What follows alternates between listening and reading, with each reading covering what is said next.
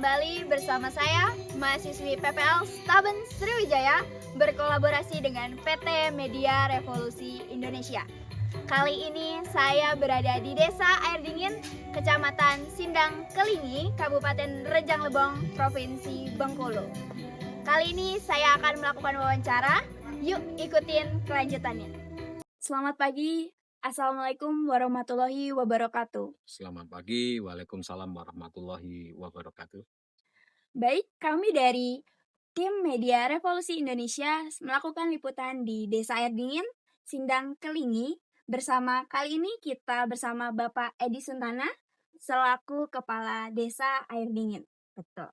Baik, langsung saja kita akan melakukan wawancara kepada Bapak Edi. Yang pertama, baik saya izin bertanya, bagaimana sih Pak perkembangan perekonomian di Desa Air Dingin itu sendiri? Alhamdulillah perkembangan perekonomian di Desa Air Dingin dalam waktu dekat ini itu sangat pesat. Karena di Desa Air Dingin ini mayoritas penduduknya itu adalah petani, petani Iya. dan pekebun, petani palawija, sayur mayur, dan pekebun biasanya di sini mayoritas itu pekebun kopi dan aren. Perkebun kopi dan aren, Iya. iya betul. Berarti kalau ditanya sumber penghasilan utamanya itu masyarakat itu mayoritas itu perkebunan gitu ya, berkebun dan bertani, Iya, betul ya Pak. Nah, kalau boleh tahu nih Pak, dari tadi kita ya, dari berangkat sampai, di sini gitu ya, kan lahannya luas gitu ya iya, Pak. iya. Kira-kira luas lahan itu berapa ya Pak? Luas lahan di Desa Air Dingin ini termasuk pemukiman dan perkebunan itu kurang lebih di angka 900 hektar. 900 hektar, 900-an wah hektar. besar sekali ya Pak. Iya. Mhm. Nah, kalau untuk akhir-akhir ini atau mungkin biasanya gitu, hasil kebun atau hasil tani yang sering kali dipanen atau dominan yang sering dipanen itu apa ya, Pak? Kalau dari hasil pertanian yang sering dipanen itu jenis tanaman hortikulturanya itu Oh, cabai. cabai. Kalau sayur mayurnya ada kubis, ada itu daun bawang dan sawi dan tomat, masih banyak juga yang lainnya. Wah, banyak sekali berarti Iya, ya, iya. Pak? Betul. Nah, kalau boleh tahu nih, Pak, kira-kira, berapa nih, berapa hasil jual gitu? Perkiraan berapa atau sekitar berapa? Kalau hasil jual di sini kita nggak bisa menentukan atau nggak bisa memperkirakan karena, namanya pertanian di sini kan kita ini taninya kan, jualnya masih lokal, Oh, itu pasarnya gitu. masih lokal, belum tembus ekspor kan. Iya. Nah, jadi hukumnya itu kalau hasil pertanian itu melimpah, maka pasarnya akan turun. Oh, iya Kalau betul. hasil pertaniannya itu berkurang, maka pasarnya akan naik, Oke, itu kan. oke. Jadi nggak bisa diperkirakan. Ya kadang Oke. cabai itu sampai harganya melambung, kadang juga Mmm, sampai rendah rendah kayak nah, banget gitu ya, Pak? iya. Oke, baik. Nah, tapi kalau boleh tahu gitu ya, dari hasil panen gitu, target pasarnya tuh siapa sih, Pak? Di daerah mana gitu paling banyak atau Kalau target pasarnya dari petani itu biasanya masuknya ke gudang, gudang-gudang sayur. oh, Nah, setelah gudang itu, nanti gudang itu akan ngopernya di kota-kota besar. oh. Contohnya misalnya di Palembang, Jambi, Oh, dan Padang itu, Bangka itu. berarti dari kota-kota besar itu mereka, apa ya, dapat maksudnya, dari sini gitu ya, Pak, kiriman, Iya dari hasil sini, ya dari iya. sini. Oke, kalau boleh tahu kira-kira tantangan apa sih, Pak, atau kendala apa yang biasanya dihadapin petani-petani di sini selama berkebun atau bertani gitu, yang paling sering dihadapi kendalanya? Kalau kendala yang paling sering dihadapi itu terutama itu cuaca.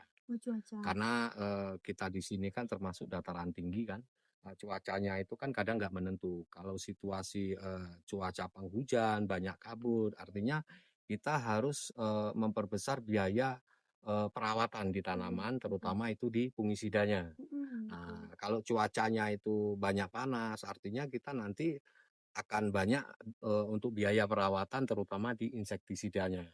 Nah, jadi kendalanya itu cuaca, setelah itu dari biaya pertanian itu cukup cukup tinggi Oh, cukup karena tinggi. sekarang kan, eee, kita sama-sama tahu melambungnya harga, racun, harga apa ya, fungisida dari produk-produk pertanian itu. Oh, Nah, iya. sementara hasil dari produksi pertanian ini seperti yang saya sampaikan tadi, perkiraan harganya kita nggak bisa Nggak bisa, memastikan. iya Nah, betul, nggak bisa itu. memastikan akan naik, melonjak, atau Iya, malah turun gitu iya, ya, Pak? Betul. Nah, kalau boleh tahu nih, Pak, kira-kira tanaman apa sih yang biasanya nih, kan ada cuaca ya tadi Bapak bilang. iya, Nah, itu kalau misalkan di cuaca panas, kira-kira tanaman apa sih yang cocok untuk ditanam? Nah, cuaca seperti ini, yang dingin, itu tuh tanaman seperti apa yang cocok untuk ditanam gitu? Kalau di cuaca panas itu tanaman yang, cocok untuk ditanam itu, tomat sama cabai. Tempat Karena tinggal. tomat itu kan dia sangat rawan dengan, yang namanya jamur. Dengan Jamur, mhm. kelembapan udara maka di situ akan, banyak, kendala tentang jamur. Oke. Mhm. Kalau untuk cuaca yang seperti ini jarang ya, Pak? Maksudnya bisa ditanam yang kayak yang sejuk seperti ini gitu? Sebenarnya, cuaca ini gini loh, tanaman itu dia itu akan timbul kendalanya dari umur sekian sampai sekian dan sekian sampai Oh, sekian. Misalnya, kalau tanaman cabai, tomat, masih dia umur, 25 sampai 30 hari habis tanam, maka cuaca lembab dia nggak akan masalah. oh, Yang akan bermasalah biasanya setelah itu masa, dia mulai berbuah, berbunga. mmm, Dengan suburnya tanaman, biasanya dia akan rawan terkena jamur, gitu. oke. Oh, jadi seperti itu ya, Pak. Oke, baik, terima kasih kepada Bapak Edi yang sudah menyampaikan informasi. Nah, itu dia informasi seputar perkembangan perekonomian di Desa Air Dingin. Selanjutnya, sekian, terima kasih. Saya Devina Metasari, pamit undur diri dan selamat berjumpa kembali. Kembali lagi bersama saya, mahasiswi PPL Staben Sriwijaya, yang berkolaborasi dengan PT Media Revolusi Indonesia. Hari ini saya berada di Desa Sumber Urip, Kecamatan Slupurjang, Kabupaten Rejang Lebong, Provinsi Bengkulu. Nah, kami akan melakukan wawancara dengan pemerintah desa.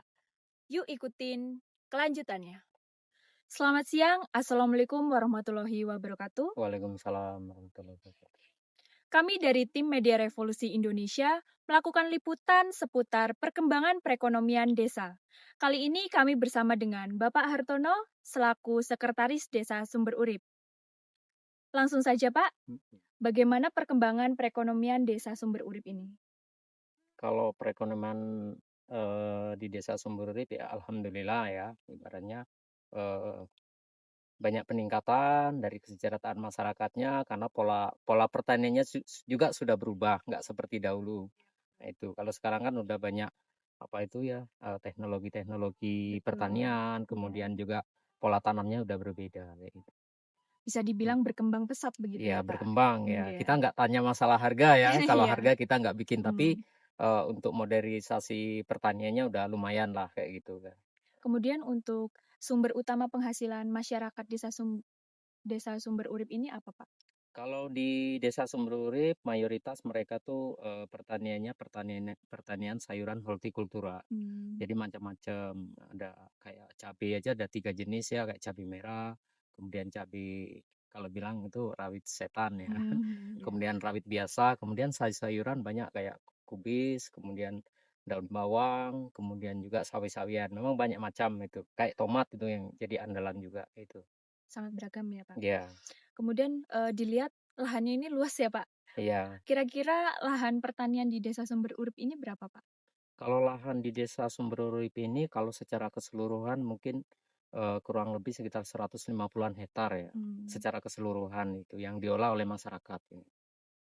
oke. Kemudian, sumber apa namanya, hasil kebun yang paling banyak di sini dihasilkan apa, Pak?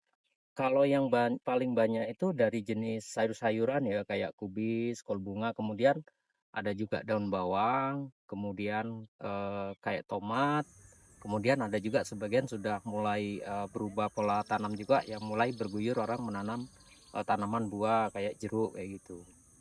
Nah, untuk harga di pasar itu berapa, Pak?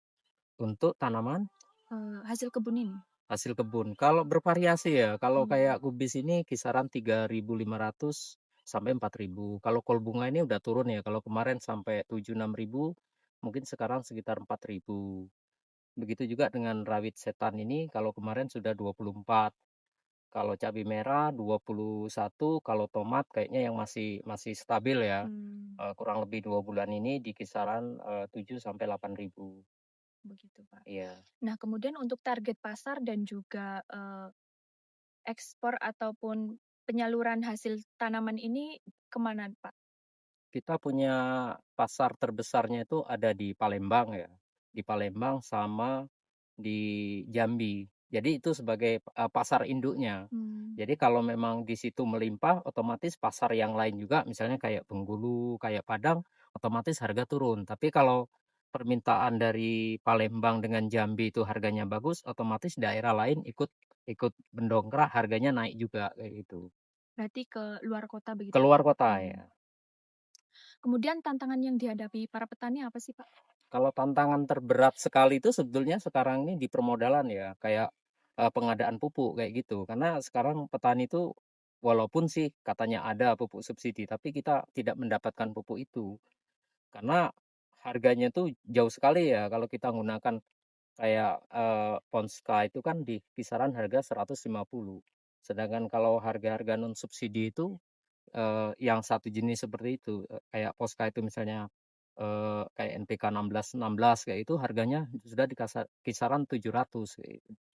Jadi memang besar di permodalannya gitu. Oh iya. Mhm. Kemudian untuk perkebunan ini dipengaruhi oleh cuaca nggak sih, Pak? Iya, jadi kita pola tanamnya juga kita harus membaca cuaca Oh juga. begitu. Iya Musim kayak panas, ya musim kayak dingin cabai, gitu. kayak tomat itu kita nggak bisa langsung asal tanam. Jadi memang, informasi dari BMKG itu memang sangat kita butuhkan untuk, menerapkan pola tanam sayuran kayak gitu. Walaupun sebenarnya bisa gitu kan, tapi ada beberapa tanaman kayak cabai, kemudian kayak apa tuh, kayak tomat. Nah itu kan kita harus membaca juga, dari BMKG, kemudian peluangnya juga kalau misalnya di tempat lain kemarau nggak bisa nanam, itu peluang juga bagi kita gitu kan.